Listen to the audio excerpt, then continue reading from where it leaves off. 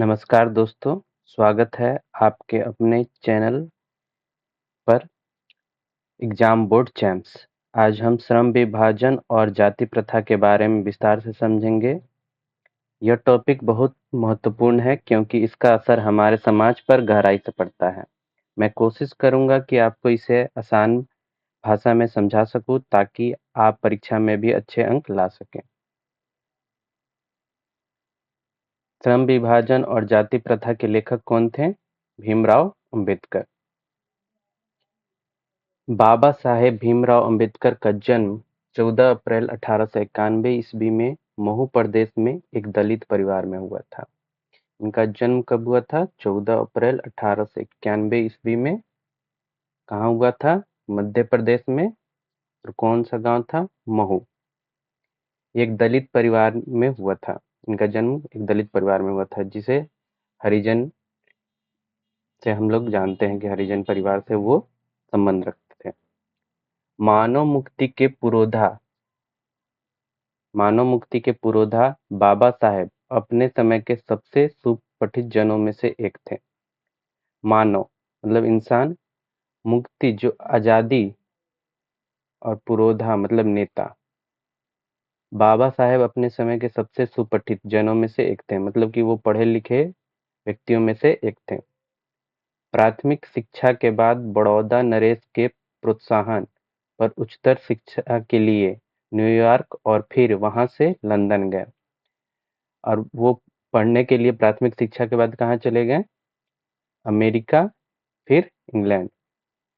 उन्होंने संस्कृत का धार्मिक, पौराणिक और पुरावैदिक वाङ्मय अनुवाद के जरिए पढ़ा और ऐतिहासिक सामाजिक क्षेत्र में अनेक मौलिक स्थापनाएं प्रस्तुत की। संस्कृत का धार्मिक का मतलब है कि उनको धर्म का ज्ञान था। पौराणिक, पुरानी जो कथाएं हैं, रामायण, महाभारत, पुरावैदिक वेदों के वाङ्मय अनुवाद के जरिए, वो जो उनके अनुवाद थे, कविताएं थी, उसमें धार्मिक किताबों में अनुवाद के जरिए पढ़ा और ऐतिहासिक सामाजिक क्षेत्र में अनेक मौलिक स्थापनाएं प्रस्तुत की। जो समाज क्षेत्र होते हैं उसमें अपना अस्तित्व कायम किया। सब मिलाकर वे इतिहास, मीमांसक, विधिवेता, अर्थशास्त्री, समाजशास्त्री, शिक्षाविद तथा धर्म दर्शन के व्याख्याता बनकर उभरे। वो व्याख्याता का मतलब क्या होता है? टीचर, जो हमें एजुकेशन देते हैं, जो हमें पढ़ाते हैं। और इतिहास मीमांसक मतलब उन्हें इतिहास की जानकारी थी। विधि, विधि मतलब कि कानून। विधिवेता मतलब कि विधि को जानने वाले जो होते, कानून को जानने वाले, उन्हें विधिवेता कहते हैं। अर्थशास्त्री, उन्हें अर्थशास्त्र का भी ज्ञान था।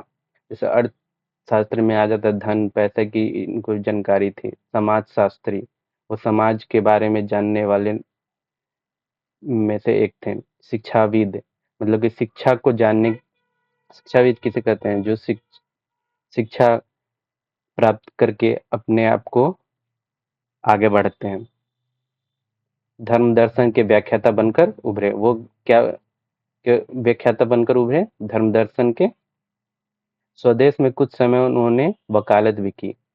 और भारत देश में स्वदेश, स्व मतलब अपने, और देश, अपने देश में उन्होंने कुछ समय वकालत भी की। समाज और राजनीति में बेहद सक्रिय भूमिका निभाते हुए उन्होंने अछूतों, स्त्रियों और मजदूरों को मानवीय अधिकार एवं सम्मान दिलाने के लिए अथक संघर्ष किया। जो हरिजन समाज से संबंध रखते थे, समाज और राजनीति में बेहद सक्रिय भूमिका निभाते हुए उन्होंने अछूतों, जो अछूत थे, स्त्रियां, मजदूरों को उनके अधिकार दिलाने में अपना जो भी प्रयास कर सकते थे, वो अथक प्रयास, संघर्ष किए। उनके चिंतन एवं रचनात्मक के मुख्य 3 प्रेरक व्यक्ति रहे। वो ये सब जो किए, वो उनके प्रेरक व्यक्ति कौन-कौन थे? बुद्ध, कबीर और ज्योतिबा फुले। भारत के संविधान निर्माण में उनकी महती भूमिका और एकनिष्ठ समर्पण के कारण ही हम आज उन्हें भारतीय संविधान का निर्माता कहकर श्रद्धांजलि अर्पित करते हैं। इन्हें भारतीय संविधान का निर्माता कहा जाता है। इन्होंने भारत के संविधान बनाने में अपनी एक अहम भूमिका निभाई थी।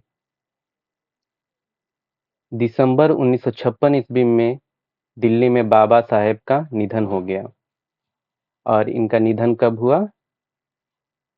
दिसंबर। यहाँ एग्जैक्ट डेट नहीं लिखा हुआ है, लेकिन ये एग्जैक्ट डेट 6 दिसंबर है।